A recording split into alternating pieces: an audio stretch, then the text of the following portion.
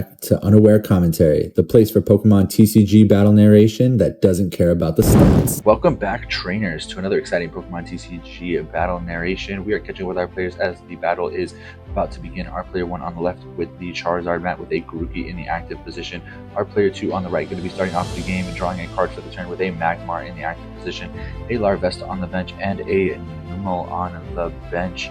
Going to see some interesting cards here. Going to see a Fire Energy being attached to the Magmar and a pass over to our player 1 on the left, who is drawn for the turn with that Grookey in the active position. Likely going to be that Festival League deck. We're going to see our first deck search here with a Palpad going into the deck, finding a non-rule box Pokemon. Our player 2 going to take the time to see what resources are going to be available to them in this game. It's very important in the Pokemon TCG to know what cards may have gotten stuck in those prize cards, those 6 cards that are set aside at the beginning of the game from the top of the deck from that opening hand. We're going to want to know what those cards are going to be, as we're going to be looking into the deck a lot with the Boom Boom Groove, likely of the evolution line of the Grookey here. Going to see lots of cards going to be available, so it's going to be important that we know what those are. We are just going to grab a Goldeen here. The Thwackey with that Boom Boom Groove ability going to be very important, but that Grookey is going to need to be able to get out of the active position, so going to need to see one of those cards that allow for switching, like an Air Balloon, likely going to be attached to that Grookey, going to reduce its retreat cost by 2, not going to be initially necessary here as it only has a retreat cost of 1. We are going to see the retreat into the Goldeen in the active position. Our player 2 seemingly not afraid of a knockout being taken here, but we are going to boss up a Numel on the bench into the active position with a boss's orders, going to command that Numel into the active position and then a pass over. No attacks this turn, no energy attachments. We're going to see the evolution into a Volcarona on the side of our player 2. Just going to see a pass back over, so we're not going to have a Fire Energy to be able to activate the ability of that Volcarona to try to burn the Goldeen in the active with Torrid Scales. Just going to see an Ultra Ball here, discarding a Grass Energy and an additional card, going to find a Thwackey. Going to be able to get that Boom Boom Groove started here, being able to start tutoring into the deck if we want to. Going to see the playing of a Seaking and the attachment of a Grass Energy, the Boom Boom Groove here. We could see a Lily to fully fill up the hand, or we could just see a Gladion. We're going to see a Boom Boom Groove first because of the Festival Lead ability on that active. On the active Seaking, Festival Lead, and a great ability that facilitates this card's chance to do its thing. We're just going to find a Festival Grounds here, because if Festival Grounds is in play, Festival Lead is going to allow the active Pokemon to attack twice with Rapid Draw, doing 60 damage, going to hit for weakness against that normal, going to hit for 120 damage, and draw 2 cards. Being able to do it twice means we're going to be able to see 4 cards here.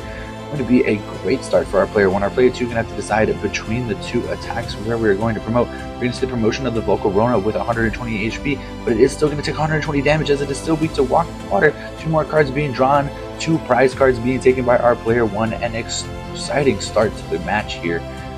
Going to see how our player 2 is going to be able to respond. Just a Magmar in the active position. Likely was hoping to be able that Numel would make its way through. We are going to see the playing of a Crushing Hammer. Maybe we can get that Grass Energy out of play. A coin being flipped, that Grass Energy being gotten rid of. We did not quite see those 4 cards that were drawn in the hand. As I'm looking at them now, peeking at the hand, I don't see a Grass Energy available. There is a Lily's Determination to see a different hand. Our player 2 going to bench a Pokemon EX, going to use a Flip the Script to draw 3 cards, putting that 2 prize liability in play. And because we already have 1 in play, why not play a Meowth EX?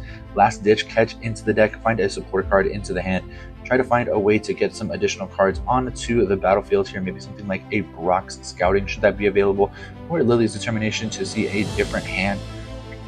Oftentimes a play against Festival Lead would be to try to grab that Thwackey on the bench, but it already has an Air Balloon, so would have no trouble being able to get out of the active position.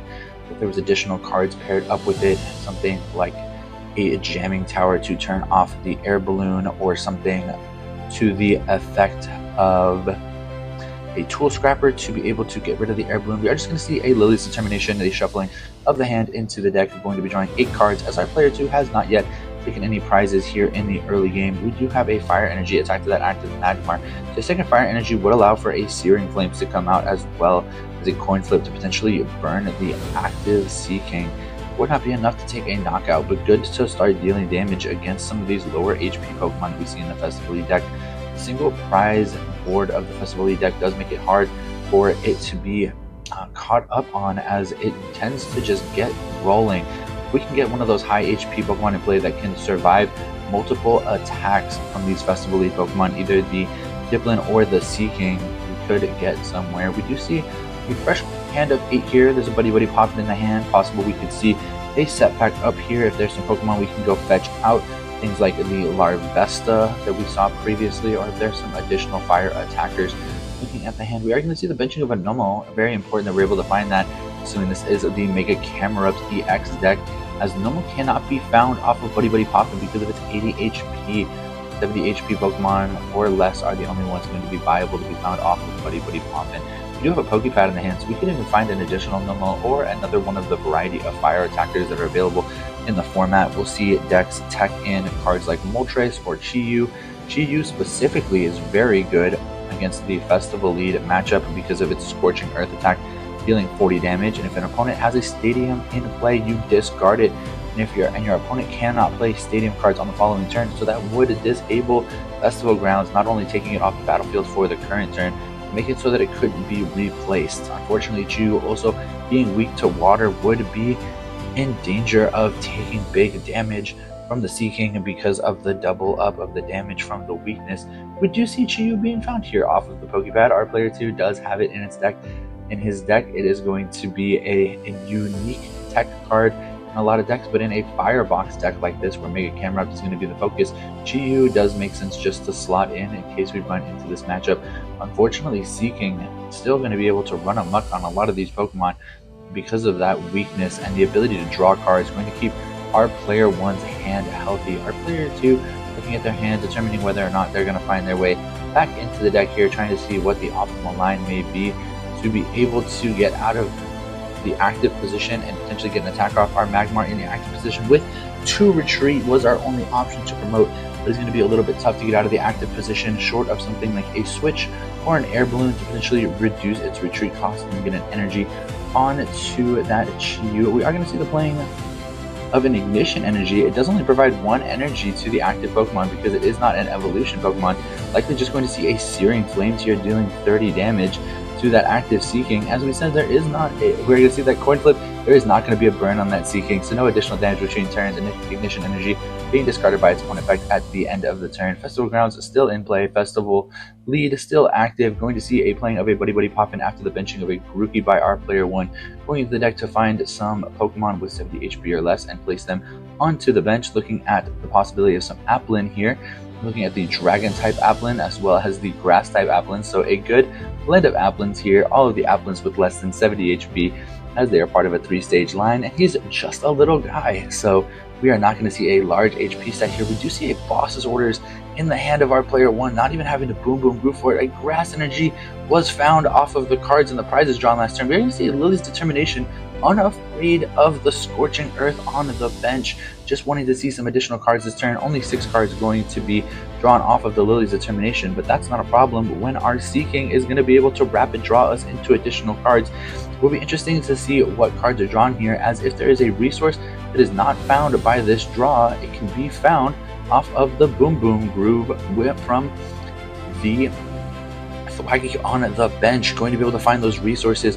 We do see a Pokepad, do see another Applin potentially to be put on the bench here. Would fill up our bench, though not afraid of a lot of things here. Not many fire Pokemon in the format that can bench snipe outside of the single prize of Blaziken. Unlikely to be in this deck. We are going to see the Boom Boom Groove here, finding a second Goldeen. I may have seen a rapid draw being called for here as well, taking a knockout on the active Magmar, who had 80 HP, but because he is weak to water, going to take 120 damage, and then 60 damage going to be dealt to the Pheasantipity that was promoted in the interim. A prize card being taken, 2 cards being drawn off the initial rapid draw, and then 2 cards being drawn off of the subsequent rapid draw. So a healthy hand for our player 1 that we don't quite get a peek at. So we don't know what those cards... Oh, we do get a peek at it here.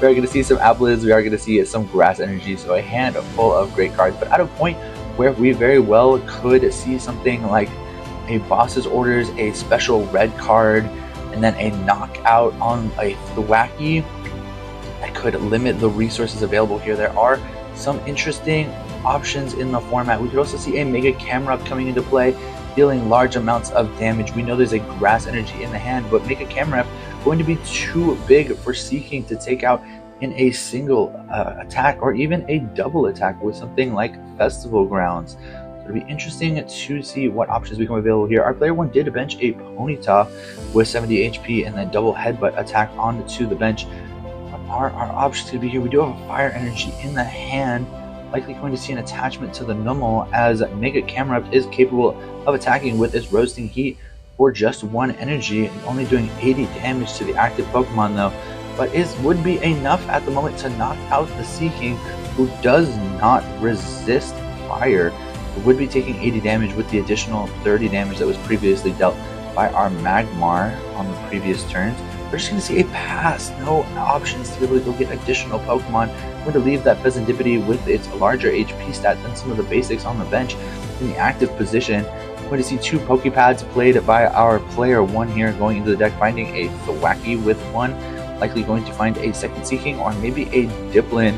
A Dipplin here, typically the primary attacker of this Festival Lead archetype, known for its ability to do the wave with its team, get everyone involved in its damage output. We're going to see 2 Boom Boom Grooves here because we do have a Festival Lead Pokemon in the active position. Our player 1 able to go into the deck and find 2 of any card that we would like here. You see the options like the Secret Box for some additional searching switches if we feel like we're going to get stuck. Brave Bengal if we want to do additional damage to Rule Box Pokemon like the Pheasantipity EX in the active position. Brave Bengal going to increase the damage done by non-Rule Box Pokemon to Pokemon EX, dealing 30 additional damage. But with something like Festival Lead being able to do 60 additional damage over the course of 2 separate attacks, we're going to see the retreat of the Seeking out of the active position, paying the retreat of the Grass Energy, additional Grass Energies in the hand, a growing Grass Energy actually going to buff up the HP of our Dipplin, the special Grass Energy that when attached to Grass Pokemon gives it 20 additional HP, so we got a big HP Dipplin in the active position. We're going to see the playing of a Kieran to additionally buff up the damage output on this turn, going to see our Dipplin hit for big damage here. Full bench Kieran plus a Brave Bengal. So 100 for the initial, Brave Bengal adding 30, Kieran adding an additional 30, I believe, going to do the amount of damage that 1 attack is going to be able to knock out the Pheasantipity, as we had hit it for 60 damage on the previous turn. So that 160 damage going to be enough to take a knockout. An additional 160 being done to the Meowth that was promoted into the active position between Do the Waves, a prize card being 2 prize cards being taken by our player 1.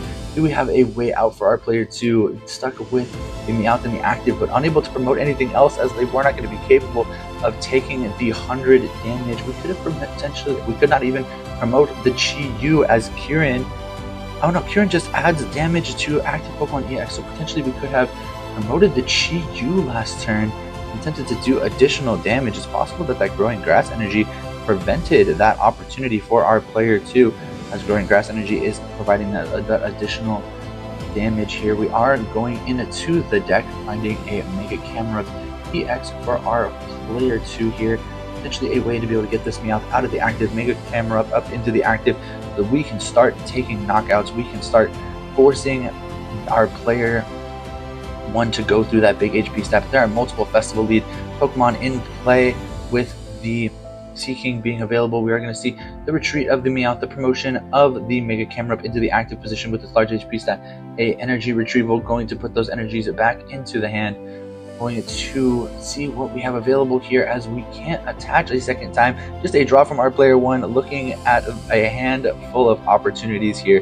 Boom Boom Groove, if there's a boss's orders either available in the hand or in the deck, just going to be able to take a knockout on that Meowth on the bench and end the game, or any of the other single prize Pokemon with Do the Wave. We are going to see a Boom Boom Groove going into the deck, finding Secret Box. Secret Box going to be able to be used to find additional resources necessary. Not initially seeing the boss's orders available. Is it present in the hand? But we're going to use Secret Box just to try to get the hand down low enough that we can use something like Gladion to do 180 twice to be able to knock out the Mega Camerupt in the active position. Can we get our hand down to just 1 card there? think there's too many stadiums in the hand, too many Pokemon in the hand, so Gladion's final battle likely not going to be an option here. I do think we are just searching for a boss's orders, as we want to be able to go around this Mega Camerupt, as we currently cannot go through it with the available options. There's a boss's orders at the top of the deck, no additional Kieran's in the deck. We're just going to see boss's orders as the choice off the secret box, pulling up the Ponyta, doing the wave with the team, taking a knockout. Thank you so much for watching, players. We will catch you next time.